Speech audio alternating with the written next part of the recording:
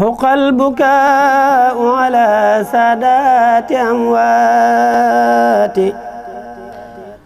تبكي الأراضي عليهم كالسماوات bokk jullit yi bokki taalibe yi ñu ngi leen di nuyu di yëkkati suñu kàddu ci ndigalul Cheikh Mouhamadou Mountakha al xalifatul aam li tariqatil muridiyya ñaan suñu borom mu yàggal ko fi lool te may ko ak wér ba naa li nga xam ne am na ko ci liggéey lislaam am ko ci liggéey Serigne Touba suñu borom may ko kàttan ak wér ba lépp mu mottali ko ni mu ko bëggee mu yónni ma ay kàddu nuyoo ay kàddu yu cant ak i ngërëm sëriñ bi wax ne day jaale ñi nga xam ne ñoo fi bàyyi ko te nekkoon ci seen liggéey bi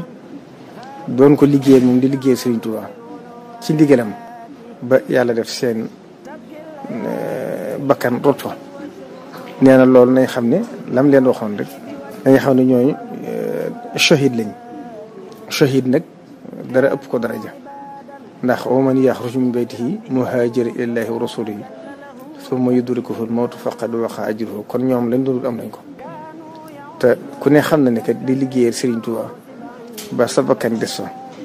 loolu dara lu ko ëpp yaakaar amut kon nag Serigne bi nee na seen ñi nga xam ne ñooy seen bokk na seenum xel dal ci ñoom ngir xam ne wóor na ko ne ci liggéeyal Serigne Touba lañ doon nekk ba seen bakkan des fa kon nañ xam ne wóor na ko na leen wóor na Serigne Touba nangu leen seen jëf kon nag ñi ñaan ku ci ne ñëpp bu fekkee bàyyi na fi njaboot yàlla na suñu borom aaral leen njaboot ga te ñu xam ne fañ nekk moom moo leen dàqal fii ñu nekk wala taxsibanna allazina qutilu fi sabilillahi amwaatan bal ahyaa'un inda rabbihim yurzaquun farihina bima aatahum allahu min fadlihi kon loolu mooy li kaddu yi nga xam ne waxoon ne naa ko yëkkati jëme ko ci seeni bokk jëme ko ci yéen itam ndax ci yéen lañ nekkoon ànd ak yéen waare ba des مستانسين بأذكار وآيات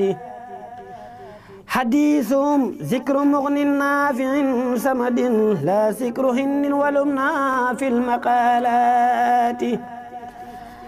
قوم بأسلحة أعداءهم خهروا حتى علوا بالمزايا والكرامات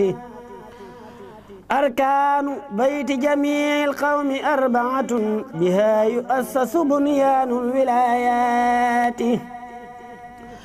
صمت وجوع طويل بعده سهر وحزلة عن شيوخ بالإشارات قوم طريقتهم تكفي المريد أذى من المريد وأنواع القرورات